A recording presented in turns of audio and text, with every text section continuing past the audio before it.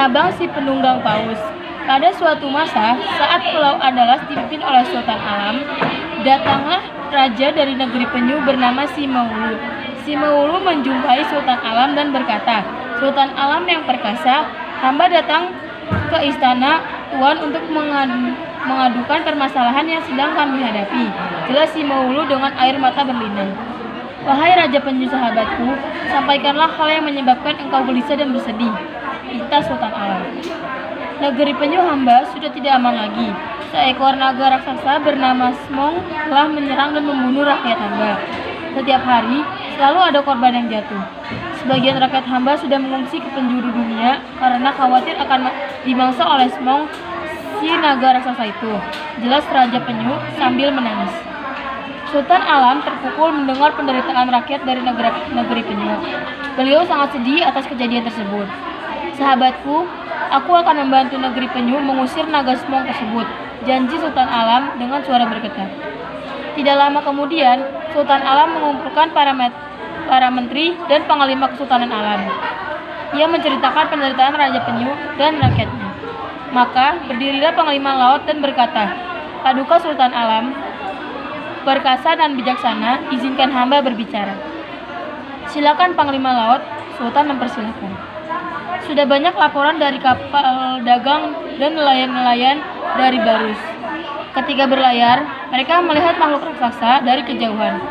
Saat makhluk itu bergerak, terjadilah gelombang yang tinggi," jelas Panglima Laut. "Bagaimana cara kita mengusir makhluk tersebut, Panglima Laut?" tanya Sultan Alam. "Hamba sudah berdiskusi dengan Laksamana Angkatan Laut. Mereka semua ngeri mendekati perairan negeri penyu. Bahkan beberapa nelayan telah melihat banyak penyu melarikan diri dari pulau itu dengan tergesa-gesa," tambah Panglima Laut. Tiba-tiba, seorang pangeran dari negeri Barus berdiri. "Yang mulia, Sultan Alam yang perkasa, raja dari raja-raja negeri Andalas, izinkan hamba, pangeran dari Barus, berbicara mewakili ayahanda hamba."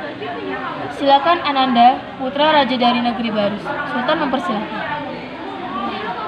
"Dari seorang laksamana di negeri hamba, ayahanda telah lama menghilang di laut. Konon bocahnya tersebut telah mengelilingi samudra untuk mencari ayahanda. Ia menguasai lautan lebih dari siapapun. Kami menyebutnya Nabang si penunggang paus," jelas pangeran dari Barus.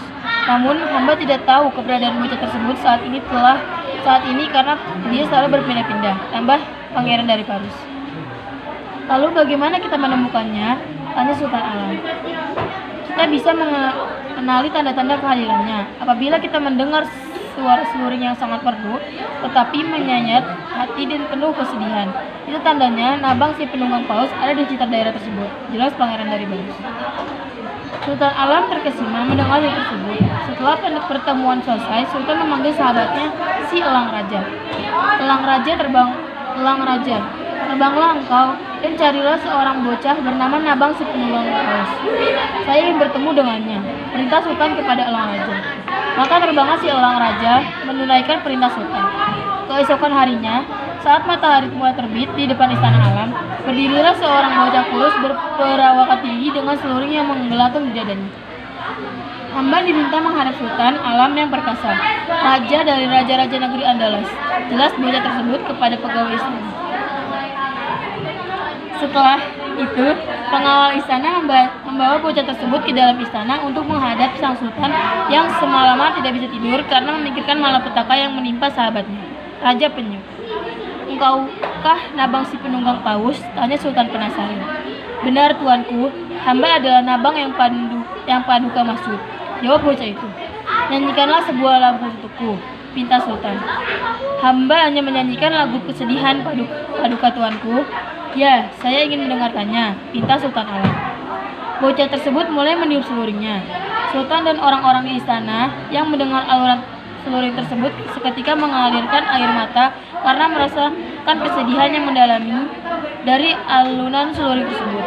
Setelah selesai mengalunkan sebuah lagu dengan seluringnya, bocah tersebut bertanya, "Tuanku, Sultan Alam yang perkasa, raja dari raja-raja negeri Andalas, apakah yang paduka inginkan dari hamba sehingga paduka meminta hamba menghadap paduka?" "Ananda Nabang si penunggang paus, sahabat saya. Simeulue, raja dari negeri penyu, telah datang menceritakan malapetaka yang mereka alami. Seekor naga raksasa bernama Smong telah menyerang pulau mereka dan memangsa penyu-penyu, terang Sultan Alam. Nabang si penunggang Paus mendengarkan dengan sesama. Tiada laksamana kesultanan yang berani menghadapinya. Oleh karena itu, saya ingin mengangkat seorang laksamana untuk menghadapi naga Smong tersebut, yaitu seorang putra laksamana pemberani dan negeri Braurus. Nabang si penunggang Paus. Sultan menjelaskan maksudnya.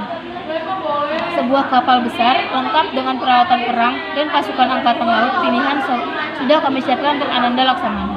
Jelas Panglima Perang Kesultanan Alam.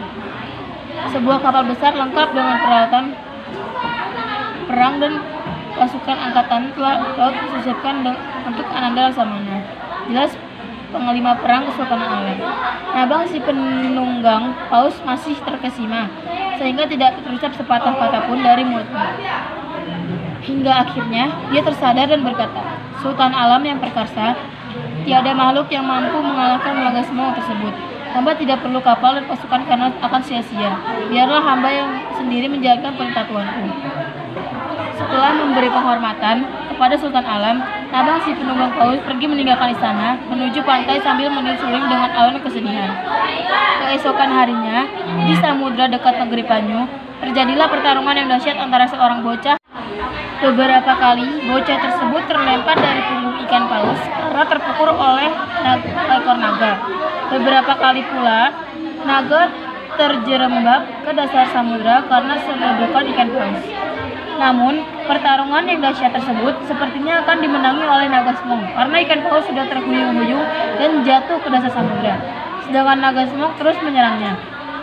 Saat melihat sahabatnya jatuh ke dalam samudra, Nabang langsung mengambil seluruhnya dan meniupkan alunan sedih. Tanpa diduga, ketika mendengar alunan sedih tersebut, naga menjadi tenang dan berhenti menyerang ikan paus. Bahkan, naga Smong sampai tertidur pulas. Akan tetapi, setiap seluring berhenti mengalun, naga Smong akan terbangun. Maka, ditiup lagi seluring berhenti oleh si Nabang. Hingga akhirnya ikan paus mendorong naga Smong yang tertidur ke dasar samudra dan mengurungnya di dalam celah di dasar samudra. Keesokan harinya, elang raja datang menemui Sultan Alam dan berkata, Tuanku Sultan Alam, hamba membawa pesan dari Laksamana Nabang. Dia sudah menyelesaikan tugasnya dan mengurung Smong Smong si naga raksasa di dasar samudra. Sultan Alam gembira sekali mendengar berita di elang raja. Paduka Tuanku, Laksamana Nabang juga meminta kepada Tuanku Sultan Alam untuk menyampaikan pesan kepada rakyat seluruh negeri Andalas. Apabila suatu hari naga tersebut terbangun, ia akan mengamuk sehingga bumi mengguncang kuat. Pada saat itu, seluruh rakyat akan mengungsi ke tempat yang lebih tinggi. Hal ini karena naga Smong akan mengisap air laut hingga surut, kemudian menyemburkannya kembali sehingga air laut bergelombang tinggi akan menyapu daratan. Setelah itu, naga Smong akan tertidur lagi untuk mengumpulkan tenaganya yang akan terbangun lagi untuk mengguncangkan dasar samudra tempat dia kurung. Jelas elang raja. Maka sejak itu, Nabang si penunggang paus menetap di negeri Penyu bersama Raja Simeulue dan rakyatnya. Ia menjaga pulau tersebut dari amukan gelombang raksasa yang sesekali menyerang negeri Penyu. Apabila terjadi gempa besar yang disusun oleh surutnya air laut, orang-orang berteriak, Smong, Smong, Smong, sebagai tanda peringatan akan datangnya gelombang tinggi dari laut, yaitu tsunami. Terima kasih.